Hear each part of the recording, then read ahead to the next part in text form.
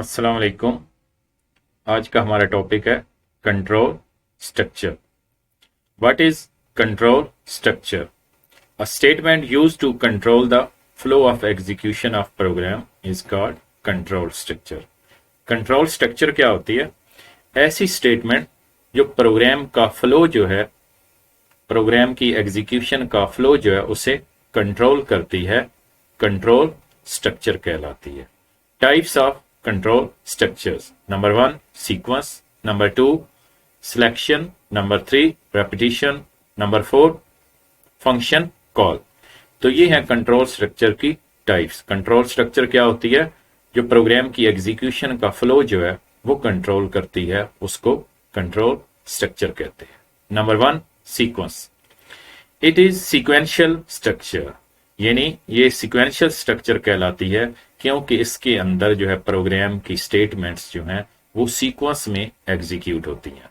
Statements that are executed in specific order, no statement is skipped और executed more than once. यानी इसके अंदर क्या होता है, सीक्वेंस के अंदर क्या होता है कि प्रोग्राम की सारी स्टेटमेंट्स जो हैं सीक्वेंस में एग्जीक्यूट होती हैं, कोई स्टेटमेंट स्किप नहीं होती और कोई स्टेटमेंट एक से ज्यादा दफा एग्जीक्यूट नहीं होती। यानी जब प्रोग्राम स्टार्ट होता है तो पहली स्टेटमेंट चलती है, फिर दूसरी स्टेटमेंट चलती है, फिर तीसरी स्टेटमेंट चलती है और उसके बाद प्रोग्राम एंड हो जाता है। कोई स्टेटमेंट स्किप नहीं होती और कोई स्टेटमेंट रिपीट नहीं होती, यानी कोई स्टेटमेंट दो दफा नहीं चलती और ना ही कोई स्टेटमेंट चलने से रह जाती है, यानी स्किप होती है।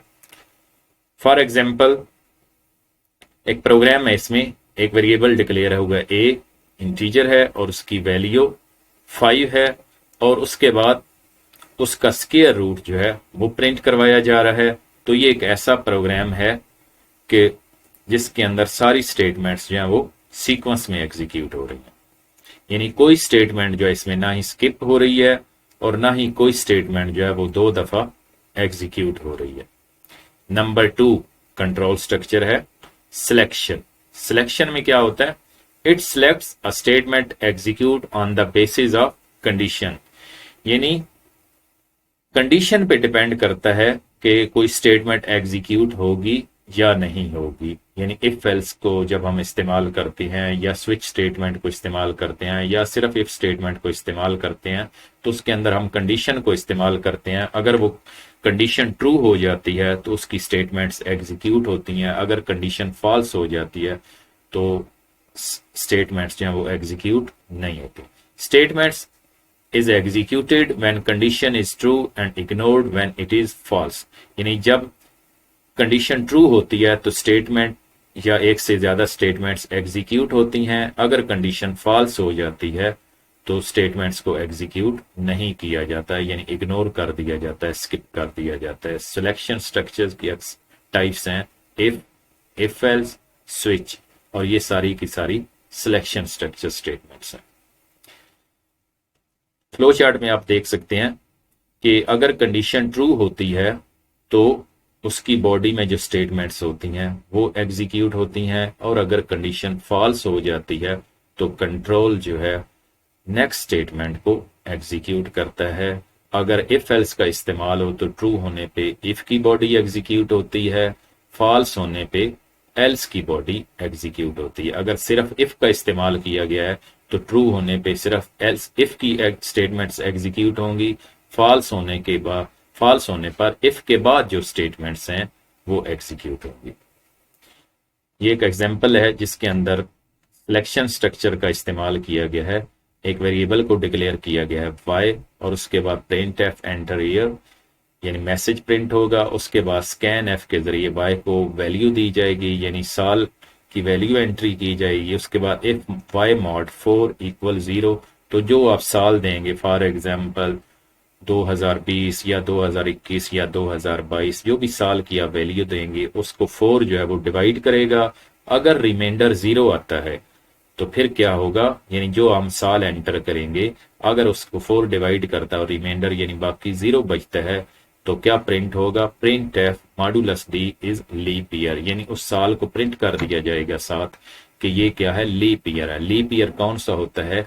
वो साल जिसको हम 4 पे डिवाइड करें और वो कंप्लीट डिवाइड हो जाए, जैसे 2020, तो 2020 जो है वो 4 पे कंप्लीट डिवाइड हो जाता है, तो इस वजह से उसे लीप ईयर कहा जाता है। और अगर जो हम साल की एंट्री करेंगे जैसे 2021, तो उसको 4 कंप्लीट डिवाइड नहीं कर सकता, रिमाइंडर 0 नहीं बचता, तो इस वजह से फिर कंडीशन फॉल्स हो जाती है, तो फिर एल्स चलेगा और प्रिंट होगा modulus D is not leap year, यानी ये साल लीप ईयर नहीं है। तो ये प्रोग्राम एग्जाम्पल है सिलेक्शन स्ट्रक्चर की। Number 3, repetition. रेपिटिशन कौन सी कंट्रोल स्ट्रक्चर है? In this structure statements are executed more than one time, यानी इस कंट्रोल स्ट्रक्चर के अंदर प्रोग्राम की सिलेक्टेड स्टेटमेंट्स को हम एक से ज्यादा दफा चला सकते हैं, यानी उन स्टेटमेंट्स को हम अपनी मर्जी के मुताबिक रिपीट कर सकते हैं, जिसे लूपिंग भी कहा जाता है या जिसे लूप भी कहा जाता है। यानी रेपिटिशन के अंदर क्या होता है कि प्रोग्राम की स्पेसिफिक स्टेटमेंट्स को, जिन स्टेटमेंट्स को हम चाहते हैं उनको बार बार रिपीट कर सकते हैं, यानी एक से ज्यादा टाइम उनको चला सकते हैं। It is also known as iteration और लूप, इसे आइट्रेशन या लूप भी कहा जाता है। तो इसके लिए कौन सी स्टेटमेंट इस्तेमाल होती हैं? व्हाइल लूप, फॉर लूप और डू व्हाइल लूप से इस्तेमाल होते हैं रेपिटिशन के लिए। तो इसके फ्लो चार्ट में आप देखते हैं, पहले हम इनिशियल वैल्यू देते हैं, उसके बाद कंडीशन होती है, कंडीशन के बाद लूप की बॉडी होती है, उसके बाद उसको इंक्रीमेंट या डिक्रीमेंट किया जाता है। तो अगर कंडीशन फॉल्स हो जाए तो कंट्रोल एग्जिट कर जाता है, और जब तक ये कंडीशन ट्रू रहती है तो लूप की बॉडी को बार बार एग्जीक्यूट किया जाता है। एग्जाम्पल में देख सकते हैं कि इसमें एक वेरिएबल डिक्लेयर किया गया a, उसकी वैल्यू है 1, while a less than equal 5, यहाँ पे वाइल लूप लगा हुआ है, a लेस देन, ये लूप तब तक चलता रहेगा जब तक a की वैल्यू 5 के इक्वल नहीं हो जाती। तो पहली दफा जब ये लूप चलेगा तो स्क्रीन पे प्रिंट होगा आई लव पाकिस्तान, उसके बाद स्लैश एन की वजह से कंट्रोल नई लाइन पे चला जाएगा, फिर ए प्लस प्लस की वजह से ए की वैल्यू में इंक्रीमेंट होगा, ए की वैल्यू 2 हो जाएगी, फिर सेकंड टाइम प्रिंट होगा आई लव पाकिस्तान, फिर थर्ड टाइम प्रिंट होगा आई लव पाकिस्तान, फिर फोर्थ टाइम प्रिंट होगा आई लव पाकिस्तान, फिर फिफ्थ टाइम प्रिंट होगा आई लव पाकिस्तान। तो यानी वाइल लूप की वजह से ये प्रिंट एफ स्टेटमेंट जो है, आई लव पाकिस्तान वाली स्टेटमेंट जो है, ये 5 दफा एग्जीक्यूट होगी, और इसी तरह ए प्लस प्लस स्टेटमेंट जो है ये भी 5 दफा एग्जीक्यूट होगी। तो यानी लूप की वजह से हम किसी स्टेटमेंट या एक से ज्यादा स्टेटमेंट को बार बार एग्जीक्यूट कर सकते हैं, जैसा कि इस एग्जांपल में इन 2 स्टेटमेंट्स को 5 टाइम एग्जीक्यूट किया गया है। नंबर 4 कंट्रोल स्ट्रक्चर है function call. It is used call a piece of code और स्टेटमेंट, यानी इसके अंदर हम क्या करते हैं, किसी भी पीस ऑफ कोड को या ब्लॉक को या स्टेटमेंट को हम कॉल कर सकते हैं और फिर हम उन्हें एग्जीक्यूट कर सकते हैं। यानी प्रोग्राम का कंट्रोल जो है वो किसी फंक्शन पे ट्रांसफर हो जाता है, उसके अंदर मौजूद स्टेटमेंट्स को कॉल करता है, और उन स्टेटमेंट्स को एग्जीक्यूट करने के बाद, यानी फंक्शन को एग्जीक्यूट करने के बाद वापस उस फंक्शन में आ जाता है जहां से उसको कॉल किया गया था। In this case, control jumps from main program to that piece of code and then returns back to main program. इससे क्या मुराद है कि जिस फंक्शन से हम कॉल करते हैं, जिस प्रोग्राम से हम कॉल करते हैं, कंट्रोल पीस ऑफ कोड यानी फंक्शन पे ट्रांसफर हो जाता है, उसको एग्जीक्यूट करने के बाद वापस मेन प्रोग्राम में आ जाता है जहां से हम क्या करते हैं, कॉल करते हैं। यानी दोबारा रिपीट कर रहा हूं, जहां से हम फंक्शन को कॉल करते हैं वहां से कंट्रोल जो है वो फंक्शन पे ट्रांसफर हो जाता है, उस फंक्शन की स्टेटमेंट्स को एग्जीक्यूट करने के बाद कंट्रोल वापस उसी प्रोग्राम यानी मेन प्रोग्राम में, यानी उसी फंक्शन में आ जाता है जहां से उसको कॉल किया गया था। तो इसमें आप देख सकते हैं एक फंक्शन से हम जब कॉल करते हैं तो कंट्रोल जो है दूसरे फंक्शन पे ट्रांसफर हो जाता है, उसको एग्जीक्यूट करने के बाद कंट्रोल वापस उसी फंक्शन में आ जाता है जहां से उस फंक्शन को कॉल किया गया था। तो इसके अंदर एक मेन फंक्शन दिखाया गया है जिसमें सबसे पहले फंक्शन 1 को कॉल किया गया, उसको एग्जीक्यूट करने के बाद कंट्रोल वापस मेन फंक्शन में आया, फिर फंक्शन 2 को कॉल किया गया, तो फंक्शन 2 को एग्जीक्यूट करने के बाद कंट्रोल वापस मेन फंक्शन में आया, फिर फंक्शन 3 को कॉल किया गया, तो फंक्शन 3 पे कंट्रोल ट्रांसफर हो गया, तो फिर फंक्शन 3 को एग्जीक्यूट करने के बाद कंट्रोल वापस मेन फंक्शन में आया, तो उसके बाद दोबारा फंक्शन 2 को कॉल किया गया, तो कंट्रोल दोबारा फंक्शन 2 पे गया और उसने एग्जीक्यूट किया, और उसके बाद कंट्रोल वापस मेन फंक्शन में आ जाएगा।